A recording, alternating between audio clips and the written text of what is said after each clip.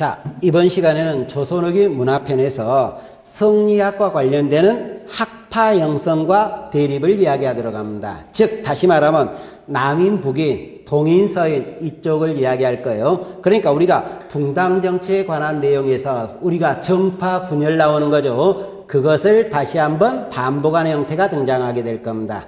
그러면 지난 시간에 우리가 수업했던 것 중에 가장 중요한 하나만 체크한다. 그럼 뭡니까? 주리와 주기를 이야기하면서 이왕과 이의를 구별한다.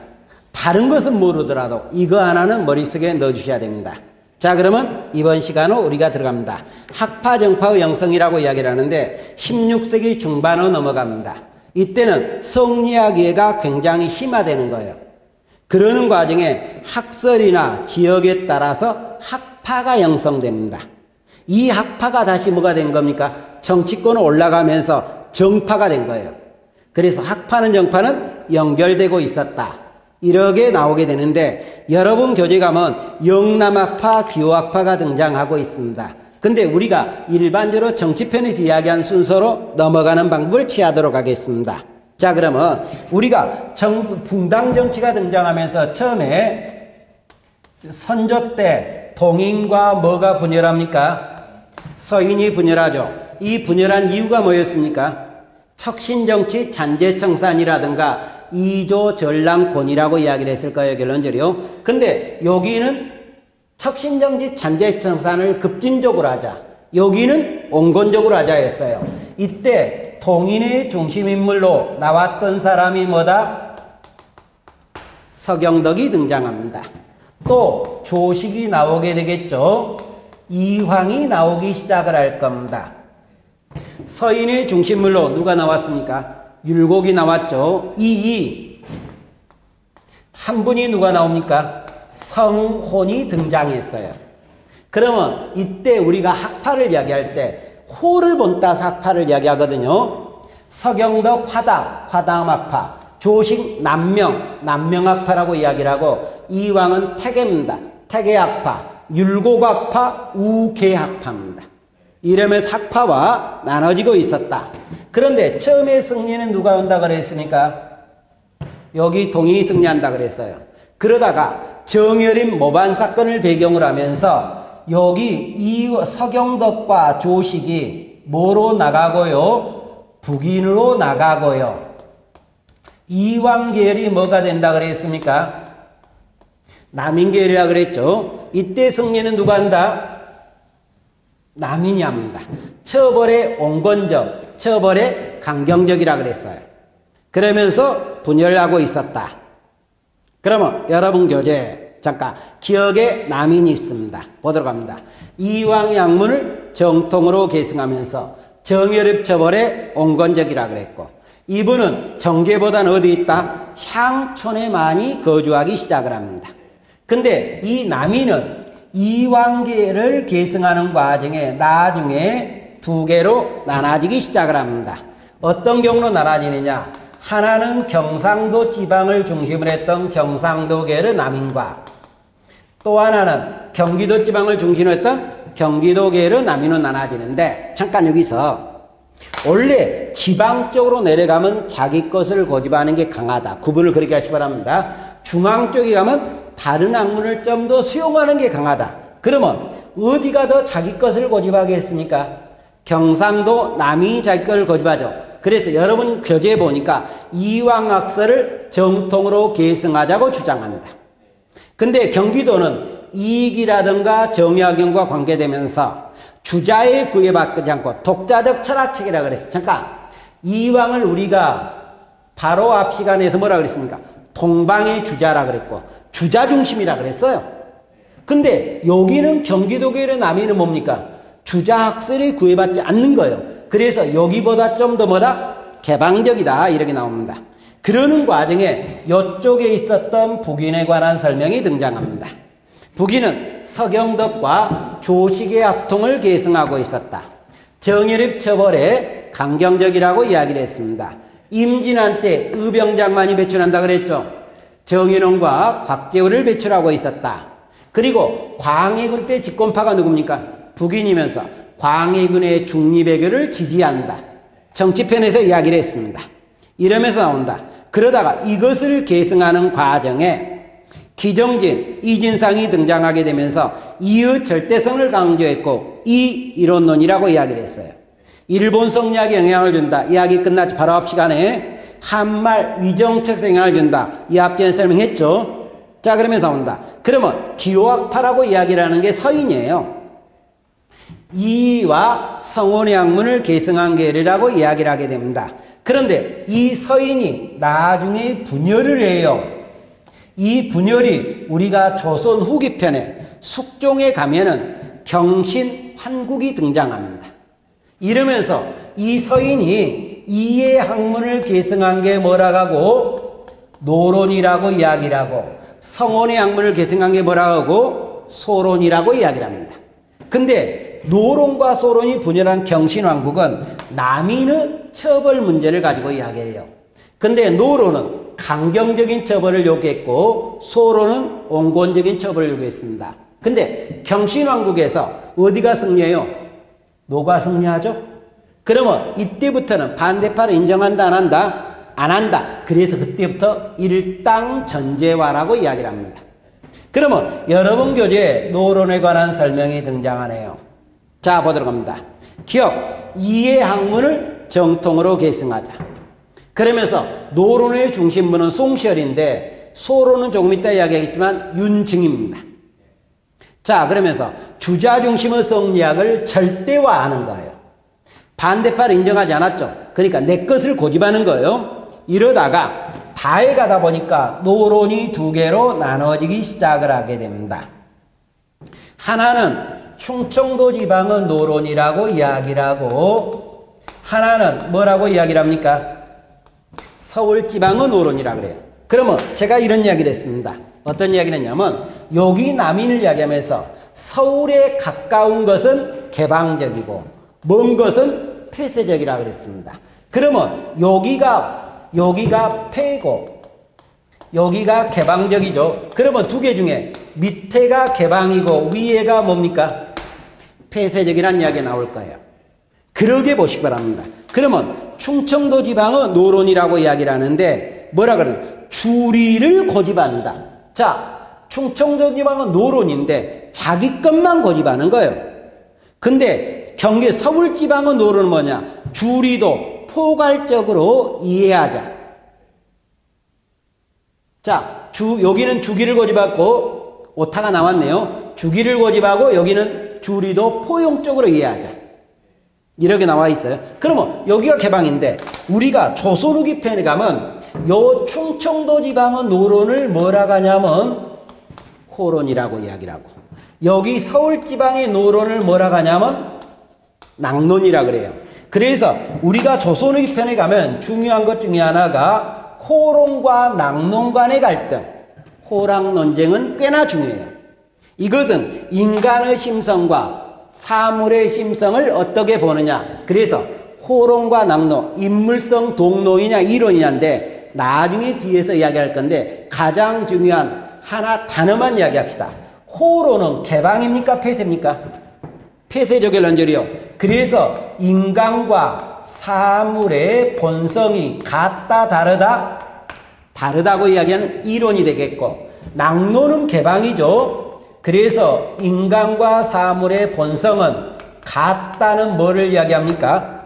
동론을 이야기하죠. 그러면 여기 인간이 문화민족이요. 사물은 오랑캐라고 보시면 인간과 오랑캐, 중국과 오랑캐, 우리나라 오랑캐의 본질은 다르다. 그러면 오랑캐 문화를 뒤로 가면 수용할 필요가 있다 없다? 없다. 그래서 이것이 나중에 어디로 넘어갑니까? 위정척사로 넘어가고 여기는 자 문화민족과 오랑캐는 본질이 같은 거죠. 그러면 오랑캐 문화 수용할 필요 있다 없다? 있다. 그래서 이게 뭐로 넘어갑니까? 우리가 나중에 북악파를 넘어가서 개화로 넘어가고 있죠. 고려하셔야 되는 거예요. 여기서 호락논쟁은 뒤에 조선 후기 편에 나오는데 여기서 나왔으니까 간단한 개관을 설명한 것뿐이에요. 신경을 굉장히 써두셔야 됩니다. 그래 놓고 나서 소론으로 넘어갑니다. 소론은 누구의 학문을 계승했다? 성원의 학문을 계승하면서 윤정을 중심으로 하는 겁니다. 그리고 개방적이다 보니까 이왕에 대해서 호의적이고 이에 대해서는 비판적입니다.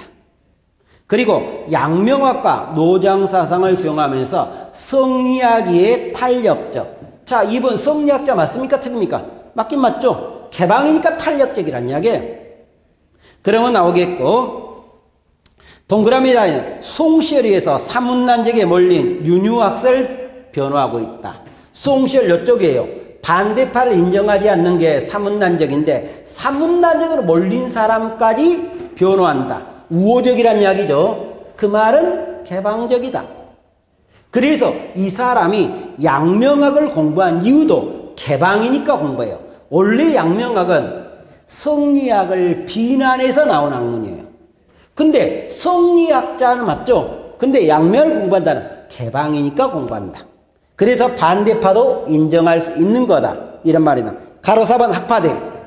북위는 적극적인 사회정책을 추진하는 과정에 대동법이라든가 은광개발을 추진하고 있었고, 외교관계도 무슨 외교? 중립외교. 어디? 명과 후금사의 중립외교. 광해군의 중립외교는 나중에 인조반정이 나오는 명분으로 작용하고 있다.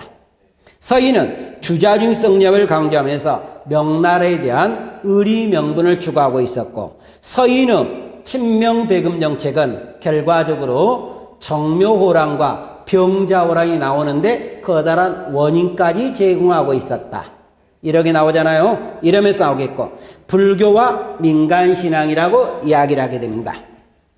자, 이 불교와 민간신앙인데 여기 칠판을 지우도록 하겠습니다. 자, 그러면서 불교와 민간신앙을 이야기하는데 이렇게 봅시다. 우리나라 성리학자들인데 15세기 집권한 사람이 누구라고 이야기를 합니까? 관학파나 또는 훈급파가 집권하고 있었다. 16세기 집권한 사람이 누굽니까? 사학파나 살인파라고 이야기를 하게 되어 있죠. 자, 그러면 이쪽으로 갑니다. 16세기는 살인이에요. 사학이라고 공개합니다. 근데 15세기 집권자는 성리학을 고집하지만 타사상 인정했습니까? 부정했습니까? 어느 정도 인정하고 들어가는 거예요. 근데 16세기 살인은 타사상 어떻게 된다? 부정한다. 그러면 다시 이야기하면 이런 형태가 될 겁니다. 여기서는 성리학이 아니던 나머지 사상도 명맥은 유지할 수 있다 없다? 있다. 근데 여기는 명맥 유지도 어렵다는 이야기가 나오죠. 이렇게 되잖아요, 결론적으로. 그러면 제일 처음에 우리가 나오는 불교를 들어가도록 합시다. 자, 불교라고 이야기를 하게 되는데 불교가 정비 목적. 여기서 정비 목적이라는 것은 억제되는 이유가예요. 그러면 불교를 억제했던 이유가 기억이 가니까 유교주의 국가기틀을 확립할 목적. 조선의 통치냐 뭡니까? 성리학이죠. 그래서 성리학 사회를 만들기 위해서는 당연히 타사상은 억제한다. 그러나 없어지진 않아요. 두 번째, 국가재정을 정비할 목적. 고려 말에 불교가 과다한 행사를 하게 됩니다. 이 행사에 대한 반대로 행사를 줄이는 것은 국가재정에 도움이 된다는 이야기죠. 그런데 명맥을 유지한 이유도 있다. 발전을 안 하는 거 아니에요. 유지를 이렇게 봅시다. 그러면 불교가 명맥을 유지한 이유는 뭔가 이유가 있으니까 유지했을 거다. 그 첫 번째가 민간신앙으로 굳어졌다는 겁니다. 두 번째, 국가를 위한 성격을 가지고 있다. 호국적 성격을 가지고 있다. 세 번째, 사물을 포용과 융합의 관계로 파악하고 있다. 네 번째, 중국적 세관이 없었다는 거예요. 그러면서 만들어진 게 정비와 명맥유지가 왕대로 비교하고 있습니다. 그런데 타조 때 도첩제를 실시했으면서 승려수를 줄이고 있었고 사원의 지나친 건립을 금지했던 정비가 나오지만 어느 정도 명맥유지로 무학대사, 한양을 전도하는 큰 리가 됐던 사람이죠. 이 사람을 왕사로 임명하는데 옆에 날개 도첩제 1번 보도록 합니다. 무릇종이 되는 사람은 양반의 자제이면 오승포 100필, 서인이면 150필, 천인이면 200필을 바치게 하여 소지한 관사에 들어온 배의 숫자를 계산하여 그 제야 도첩을 주어 출가하고 이렇게 나와 있습니다. 그러면 도첩제는 쉽게 말하면 국가한테 돈을 내고 뭐가 되는 거다? 승려가 되는 거예요. 근데 신분에 따라 돈의 개수는 다르다. 양반이 좀 더 싸고요. 신분이 떨어질 때보다 떨어지면 무조건 더 비싸다. 그러면 이것은 승려는 될 수 있다 없다? 있다는 이야기예요. 근데 승려가 되는 사람이 쉽지 않았다. 이 말은 그래서 도첩제는 승려가 되는 걸 허락은 하지만 제약을 한 거다. 제약 목적이지 허락 목적은 아니었다. 이렇게 나와요. 태종 궁중의 불사를 모두 폐지하면서 왕사 국사도 폐지하고요. 사원을 정리하면서 억제 목적이 있습니다. 근데 세종은 억제 목적에 교종의 18계절, 선종의 18계절, 그래서 36개만 인정하는 36 본산제가 등장하고 있었다. 근데 명맥위주로 보다 보니까 자, 궁중에 내불 땅을 건립한다든가 석보상절을 수양대군한테 짓도록 합니다. 소현왕후 명복을 빌기 위해서. 그래서 세종은 억제도 있고 장려도 있다. 근데 세조는 장려밖에 없습니다. 억제가 안 나옵니다. 강경도감을 편찬합니다. 강경도감에서 불경을 편찬하도록 한다든가 석보상절과 월인청광제국을 묶어서 월인석보를 간행한다든가 경천사 10층 석탑의 영향을 받으면서 원각사 10층 석탑을 만들어내고 있다. 근데 예전에 나중에 문화편에 다시 언급을 하겠습니다만 원각사 10층 석탑은 어느 왕 때? 세조인데요.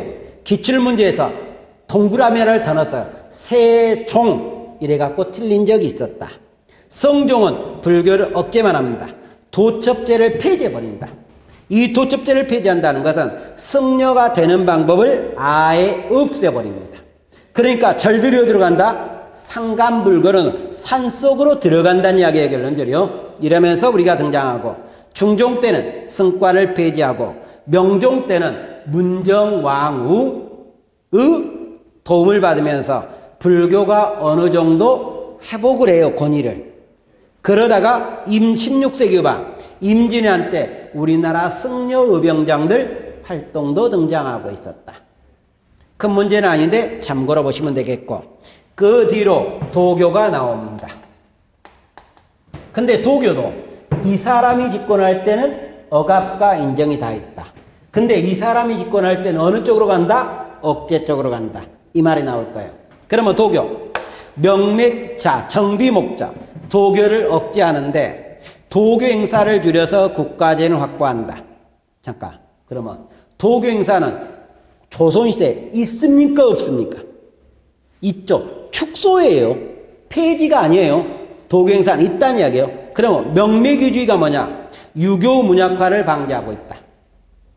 또 중국적 세관이 없었다. 그러면 중국적 세관이 없었던 것은 불교나 도교가 공통적으로 뭐라는 겁니까? 명맥을 유지한 이유로 넘어가게 되는 거죠.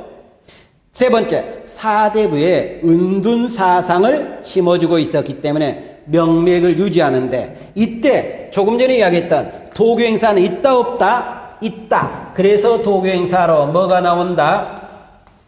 초제가 등장하고 있었다. 만이산에서 초제가 나옵니다. 도교 행사의 결론적이요. 근데 이 만이산 초제는 단군이 하늘한테 제사 지내는 것을 계승한 거다. 시험 문제 혹시나 단군을 제사한다. 그러면 틀립니다. 그리고 하늘한테 제사는 원구단이 있다.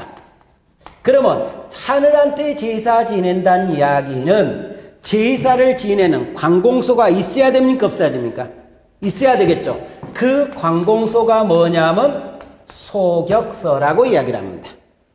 그런데 사림을 인정한다 부정한다? 부정한다. 그래서 조광조를 보다 보니까 도교행사 폐지, 소격서 폐지가 나와요.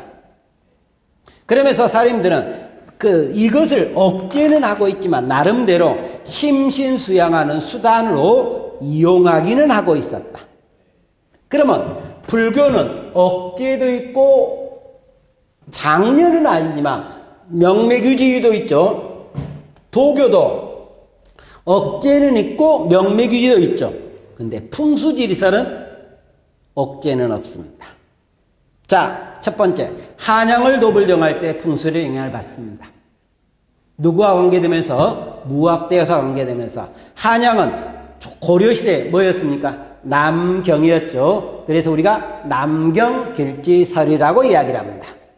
그리고 16세기 때 묘자리 정찰제 뭐가 나온다 그랬습니까? 산속 문제가 등장한다 그랬죠. 산속 문제를 관장하는 관청은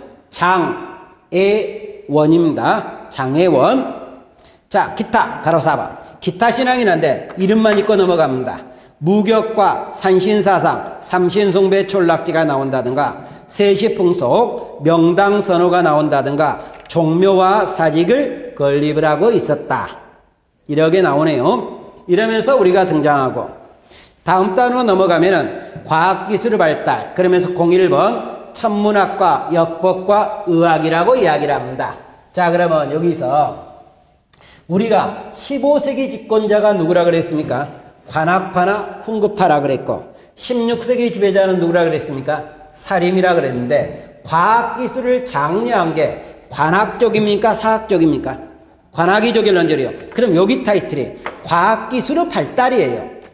그러면 언제 때 발달한다? 이 사람이 지배하고 있을 때, 다시 말하면 15세기 때 발달하고 있다. 그러면서 천문역법이 나오는데 먼저 가로 1번 봅시다. 조선 초기 과학기술이 발달한 배경. 자, 이분이 집권할 때 과학기술은 발달한다 그랬는데 그 이유가 있을 거다. 첫 번째, 집권층은 부국광과 민생 안정을 위해서 과학기술을 장려하고 있었고 국가도 적극 지원하고 있었다. 두 번째, 그 당시 철학 경향이 뭐였다? 경물치지의 경향이었다. 세 번째, 유학자들이 기술학을 겸해서 공부했을 뿐만 아니라 왕도 장려하고 있었다. 가장 대표로 우리가 얘기합시다. 우리가 농서 중에 우리나라 유학자로서 농사를 지었던 경험담을, 지 경험담을 기록했던 대표인 책이 뭐다? 금양잡록이 있어요. 강희명의 금양잡록. 그러니까 겸해서 공부하다. 이것도 가능합니다. 네 번째로 가니까 우리나라 전통과학과 외래문화였던 서역과 중국 문화의 영향도 받으면서 이것을 발달시키고 있었다. 이러면서 우리가 등장하는데, 이러면서 과학기술과 관계되면서 천문이라든가 역법이라든가 수학이 등장하게 됩니다. 자, 천문이라는 건 뭡니까? 하늘을 연구하는 거고, 역법도 하늘 연구는 맞아요. 단 달력이에요.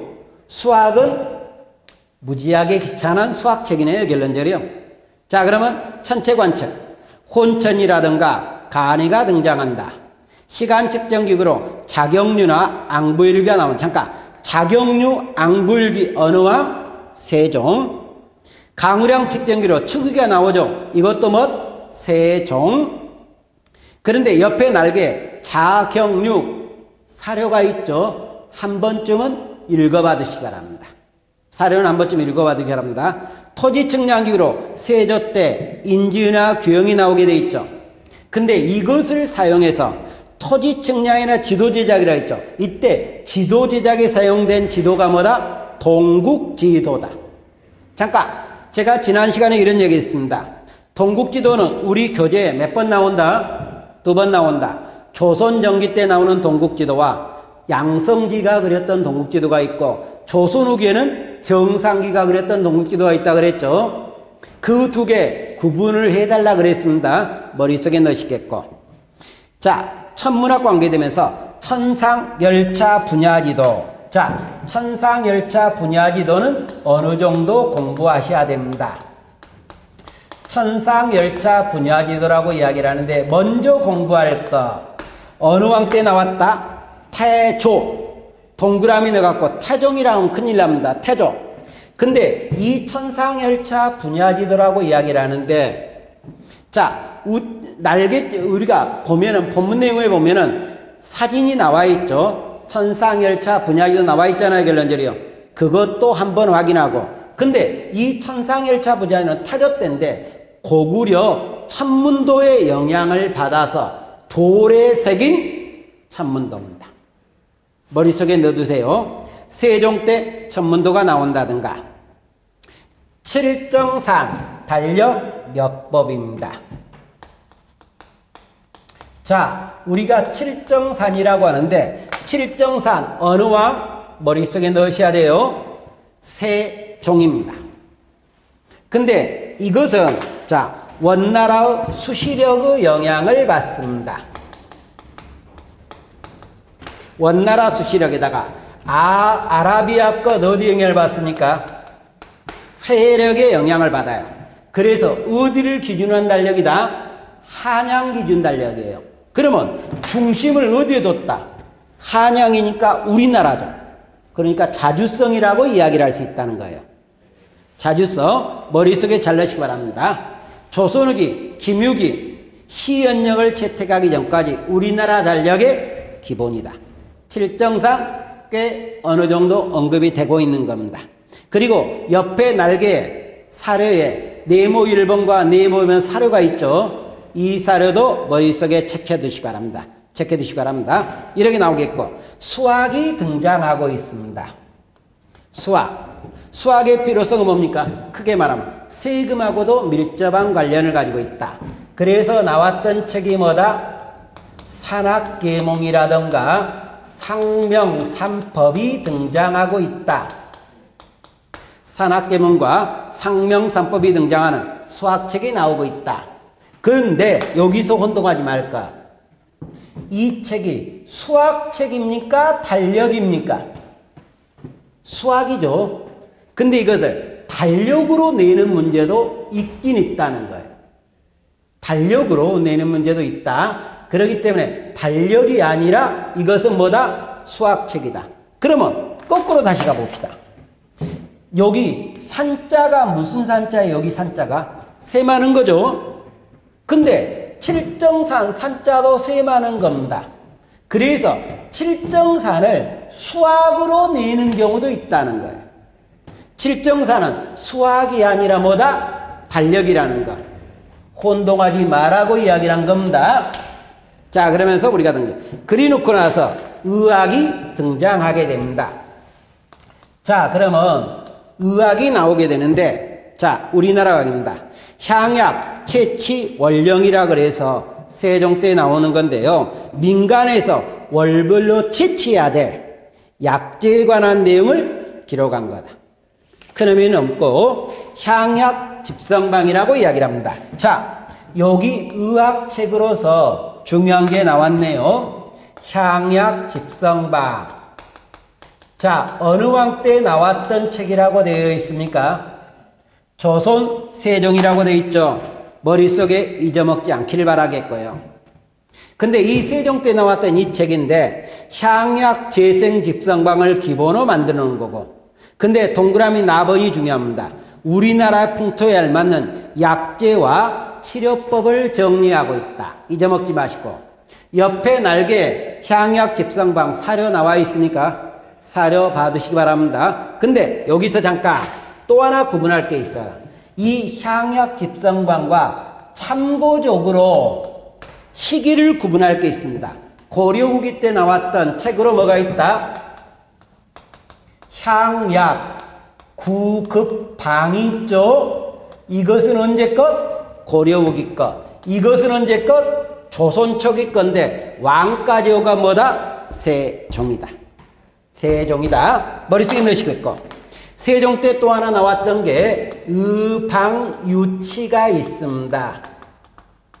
의방유치 세종 때 나온 건데 내용에 보다 보니까 중국의 한당에서부터 명나라 초기까지 방서들 모아 부분적으로 정리했던 의학 백과서적, 이렇게 우리가 이야기를 하면서 당연히 우리나라 한의학 발달은 기여가 될 거란 이야기예요. 이러면서 등장하고 활자 인쇄술 02번으로 넘어갑니다. 그러면 02번에 활자가 나온다든가 인쇄술이 등장하고 있었다. 이렇게 나오게 되는데, 그러면 이거의 발달한 배경, 활자 인쇄술은 뭐 단에 쓰는 겁니까? 책을 간행하는 데 쓰는 거죠. 그러다면 이거의 발달한 것은 책의 편찬이 많아지니까 발달하는 거예요, 결론적으로.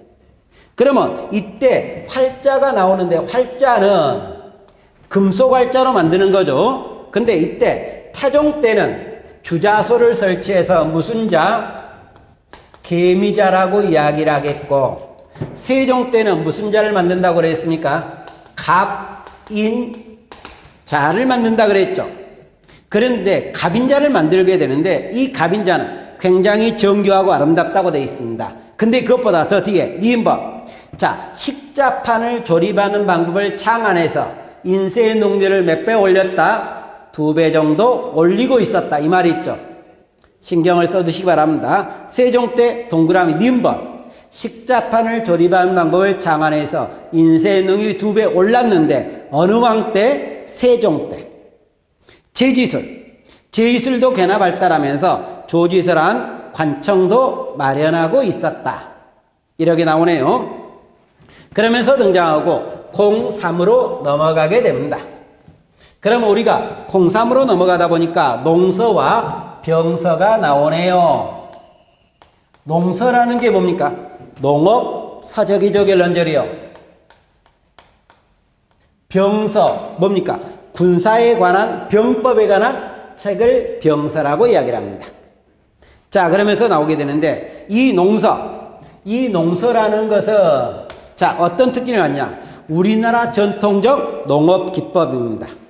근데 이 전통 농업기법이다 우리나라 자연에 맞는 농업 기법을 만들었다. 그러다 보니까 이것도 기본적으로 15세기의 중심이 되는 농업서적이 등장하는 거예요.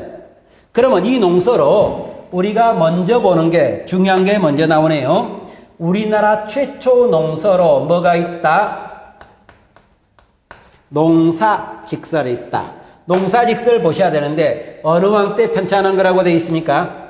세종 때라고 되어 있죠.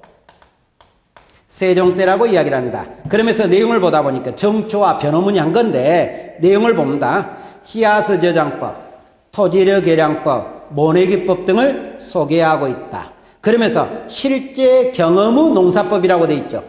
실제 경험이니까 우리나라 현실에 맞다 안 맞다? 맞다는 이야기의 결론적이요. 그러면서 우리나라 최초 농서입니다. 근데 옆에 날개 농사직설 사료 있습니까 없습니까? 있죠. 1번, 2번 다 머릿속에 넣으세요. 이것도 시험 문제 언급을 하고 있다. 근데 여기서 잠깐. 여기 농사직설하고 구분할 고려 후기 때 책이 하나가 있어요. 우리나라에서 만든 게 아니고 원에서 들어온 책이 있죠. 이게 뭡니까? 농, 상, 집, 요죠. 근데 고려 후기 때 나왔던 농상집요를 가지고 우리나라에서 만들었다 이런 시험 문제에 지문이 나오는 경우가 있어요. 끄서버리세요. 틀렸죠. 왜 그러냐면 농상집요는 원에서 뭐들 한 겁니까? 수입한 거고 우리나라에서 처음으로 만들어진 농업서적은 뭐다? 농사직설. 시대를 먼저 구분하고 요것을 볼 때는 수입이었느냐 편찬이었느냐 이것도 같이 보시라는 이야기예요. 그렇게 나오겠고 밑에 가니까 사시차녀가 나오는데 강희명 건데 신경 안 써도 되겠고 금양잡록이 등장하게 됩니다. 금양잡록 강희명이가 어느 왕 때 쓴 거다? 성종입니다. 강희명이가 금양이 어디냐면 경기도 시흥지방이에요. 경기도 시흥지방에서 자신이 지었던 농업적 경험과 그 지방의 농민의 경험담을 기록했던 경기지방의 농사법이라고 이야기를 한다. 이게 뭐다? 금양잡록이다. 보시면 되겠고 양화서록인 성종인데 크게 신경 쓰지 말고 병서가 등장합니다. 병서는 전쟁에 관한 것, 무기에 관한 것, 병법에 관한 것을 기록한 책이 병서란 이야기예요. 그러니까 군사력 강화 측면입니까? 약화 측면입니까? 강화. 그러면 군사력 강화는 관학의 입장입니까? 사림의 입장입니까? 관학의 입장. 그래서 관학 중심으로 만들어졌다.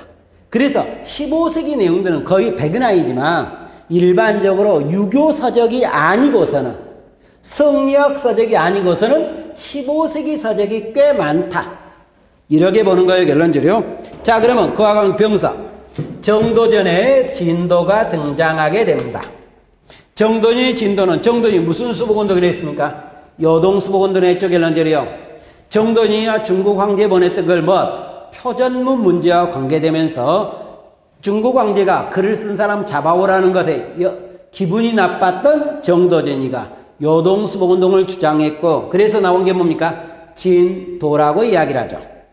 자, 그러면 나오겠고, 동그라미 역대병요라고 이야기를 하는데, 역대의 전쟁과 그것에 대한 선유들의 평을 집대성한 책이었다.